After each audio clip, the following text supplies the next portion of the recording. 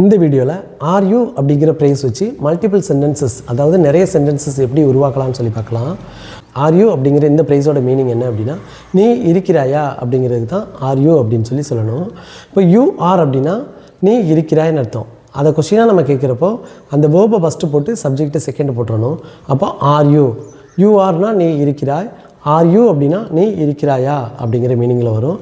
இந்த ஆர்யூக்கு அப்புறம் நம்ம சேட் அப்படிங்கிற இந்த வேர்டு போட்டோம் அப்படின்னா, ஆர்யூ சேட் அப்படின்னா நீ சோகமாக இருக்கிறாயா, ஆர்யூ சேட் அப்படின்னா நீ சோகமாக இருக்கிறாயா, ஆர்யூ பிஸி நீ பிஸியாக இருக்கிறாயா, ஆர்யூ ஹாப்பி நீ சந்தோஷமாக இருக்கிறாயா, ஆர்யூ நர்வஸ் நீ பதட்டமாக இருக்கிறாயா, ஆர்யூ அஃப்ரைடு நீ பயமாக இருக்கிறாயா, ஆர்யூ ஜெலஸ் நீ பொறாமையாக இருக்கிறாயா, ஆர்யூ ஆங்க்ரி நீ கோபமாக இருக்கிறாயா, ஆர் யூ ஹங்க்ரி நீ பசியாக இருக்கிறாயா, ஆர் யூ தர்ஸ்டி நீ தாகமாக இருக்கிறாயா, ஆர் யூ பியூட்டிஃபுல் நீ அழகாக இருக்கிறாயா, ஆர் யூ டயர்டு நீ களைப்பாக இருக்கிறாயா அல்லது சோர்வாக இருக்கிறாயா, ஆர் யூ சிக் நீ சிக்காக அதாவது முடியாமல் நோய்வாய்ப்பட்டு இருக்கிறாயா, ஆர் யூ ஃபைன் நீ நன்றாக இருக்கிறாயா.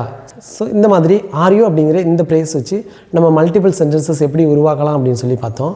இந்த சென்டென்சஸ்லாம் உங்களுக்கு யூஸ்ஃபுல்லாக இருக்கும்னு நினைக்கிறேன். ஸோ இந்த சென்டென்சஸ் பயன்படுத்தி நீங்கள் இங்கிலீஷ் பேசுங்க. தேங்க்யூ.